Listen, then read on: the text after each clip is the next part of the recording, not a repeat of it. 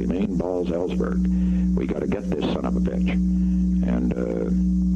And you know, I was talking to somebody over here yesterday. I mean, one of the PR types, and they're saying, well, maybe we ought to drop the case if the Supreme Court doesn't sustain and so forth. And I said, hell no. I mean, you can't do that. You can't be in a position of having, as I said this morning, we can't be in a position of ever allowing, just because some guy's going to be a martyr, of allowing a fellow to get away with this kind of wholesale thievery, or otherwise it's going to happen all over the government. Don't you agree?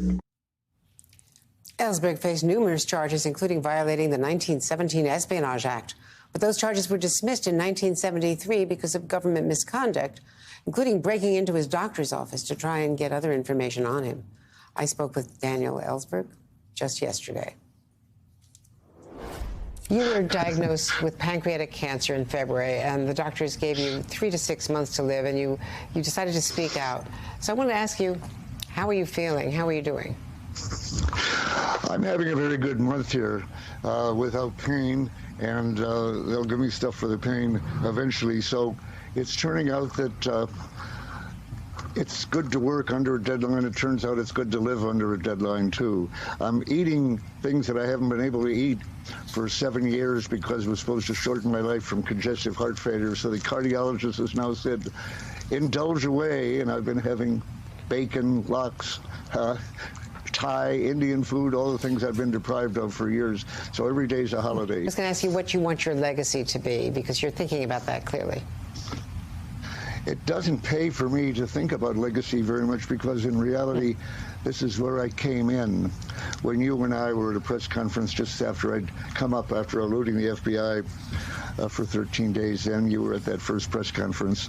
I wasn't sure, Andre, whether you'd want your listeners to be made aware, actually, that you were at this half a century ago, but you were already very recognizable in that crowd. I felt very honored to, well, I'm being interviewed here by Andre Mitchell. That was very good, 50 years ago. So the point was that at that time, I felt I was in possession of some news that almost nobody else had, that President Nixon was making nuclear threats in order to break out of what was very clearly a stalemate, although he was refusing to admit that, just as LBJ had done also. And that sooner or later, the other side would try to break through that in something that would lead us to use nuclear weapons against North Vietnam. In fact, it was 2 years later after that press conference, which was in '71. And 2 years later, we have the tape, which you probably have, of Nixon saying to Kissinger, oh, I'd rather use the nuclear bomb. Got that, Henry? Kissinger, to his credit, saying very calmly, oh, I think that could be just too much. And Nixon saying, Nixon, nuclear weapon, does that bother you? I just want you to think big, Henry, for Christ's sake. Well, the point was we had reached a point which I'd been afraid of for several years, and that's why I'd copied the Pentagon Papers to try to shorten the war before nuclear weapons were used. And we actually came very close to using them in that case.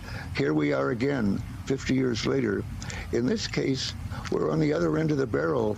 Threats are being made to us by Putin, in this case, saying that he will use nuclear weapons to hold on at least to the Crimea and the eastern Donbass, which is, if not to the rest of...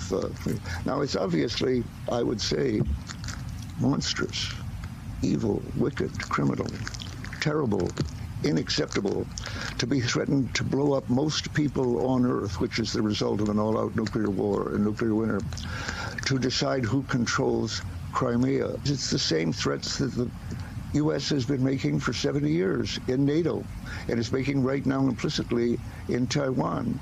We should be in a position to be able to say wholeheartedly that's an absolutely unthinkable, insane threat to be making. But we're not in a position to do that, which we should be, because I think, for example, if Biden said we will not use nuclear weapons under any circumstances, anywhere, which is the same position in the nuclear era, then he would be accused of inviting a Chinese invasion of Taiwan. Whether or not that really made it more likely, the fact is that we have been using that threat for over half a century. to determine who runs Taiwan. And I think over such issues, we really are playing with the possibility of setting hundreds of cities on fire, sending the smoke into the stratosphere, blocking out sunlight, freezing rivers and lakes, and above all, killing all harvests worldwide. That should be the problem. We're working on making sure that that just doesn't arise. And on the contrary, Putin is at this moment simply imitating a monstrous threat that the U.S. has made over and over. Let me just finally ask you about this 21-year-old enlisted man, the airman in the National Guard, now being charged under the Espionage Act. What do you make of these latest leaks? They seem to be relatively random. The fact is that we don't have an official Secrets Act.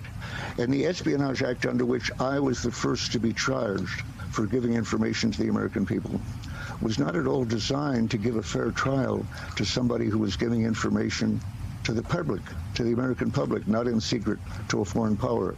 So it doesn't allow any discussion of motive, of impact. Should these things have been classified? Should they still be classified? Look at the information, for instance, that's come out in the press so far, and ask yourself, which of those items should still look classified in 1 year or 2 years? I would say none of them. Which of them will be top secret 10, 15, 20 years from now? All of them. That's a system that the American public doesn't understand. It's a system that just negates the First Amendment. And the law under which they do that is very clearly unconstitutional. But the Supreme Court has never chosen to address that.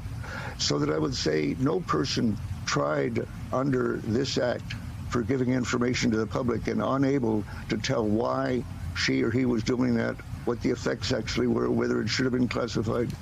No one has gotten or could get a fair trial. And every American should get a fair trial. That even applies to Donald J. Trump. He can't be fairly tried for having information that was stamped classified any more than I was, actually. And I think I can say that without being suspected of being a secret troll for Donald Trump. Daniel Ellsberg, you have not lost a beat in the 50 years since we last talked. In any case, I wish you peace and the best of everything to you as you go through this passage. Well, peace in my life, very well. Peace in the world is something that seems as elusive, I'm afraid, as it did 50 years ago, and that's an unhappy recognition. Well, thank you very much. Thanks for sharing your thoughts with us today. Thank you, Andrea.